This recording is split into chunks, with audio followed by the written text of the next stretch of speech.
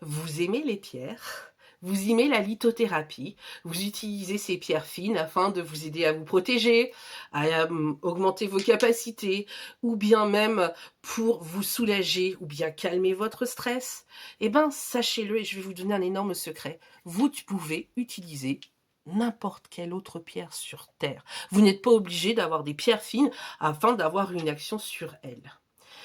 Le but étant de les programmer. Ça, c'est le truc le plus important. Et beaucoup de personnes ne savent pas programmer sa pierre et lui demander de vous aider à mener à bien votre terme ou une mission. Si vous avez besoin d'une pierre pour vous protéger, déjà, vous vous protégez de quoi? Et dire à cette pierre que vous avez besoin de protection. C'est vous qui faites le trajet pour vous protéger et la pierre va vous aider. Mais l'idée, c'est que vous pouvez récupérer n'importe quelle pierre sur le sol afin de lui donner une action. Moi, j'aime bien en ramasser dans les endroits un peu symboliques, des endroits forts en énergie, ou des endroits que j'apprécie fortement, par exemple la Roche-aux-Fées, le Mont Saint-Michel, l'Écosse. J'en ai même ramassé en Égypte, dans le golfe du Morbihan, etc.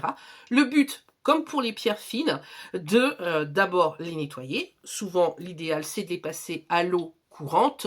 Normalement, des personnes très aficionados peuvent mettre leurs pierres dans l'eau courante et ont même des cages pour les mettre dans l'eau courante de ruisseau.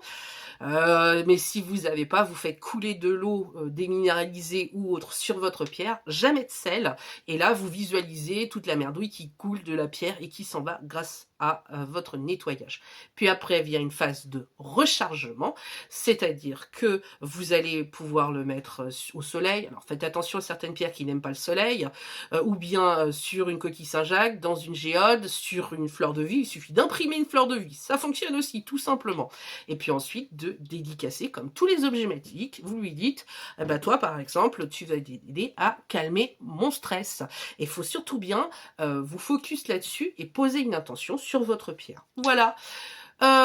Petite astuce quand même, si je peux me permettre. Dans certaines traditions, vous ne ramassez pas des pierres qui sont dans l'eau parce qu'elles peuvent appartenir à l'esprit de l'eau. Vous ne les ramassez pas dans la terre très enfermée parce qu'elles appartiennent à la terre. L'idéal étant de les ramasser, qu'elles soient juste sur leur bord de votre chemin, vous ayez juste à la prendre et qu'elles ne soient pas enchâssées ni dans la terre, ni dans l'eau, ni dans des trucs comme ça. Sinon, elles appartiennent à l'esprit des lieux. Voilà, je vous fais de gros bisous. À très vite pour de nouvelles aventures. Bisous, bisous.